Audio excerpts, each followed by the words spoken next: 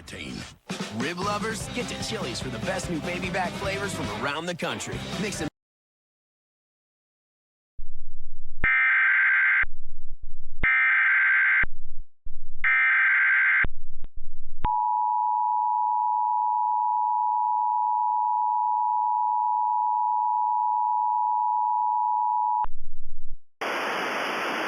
The National Weather Service in Lake Charles has issued a tornado warning for Central Jefferson Davis Parish in southwest Louisiana, West Central Acadia Parish in southwest Louisiana, until 6 p.m. Central Daylight Time. At 5:30 p.m. Central Daylight Time, National Weather Service Doppler radar indicated a severe thunderstorm capable of producing a tornado near Iowa, moving northeast at 55 miles per hour.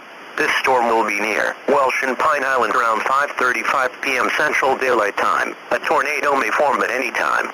Abandon mobile homes and vehicles for more substantial shelter. Avoid windows. Call 337-477-5285 to report severe weather to the Weather Service.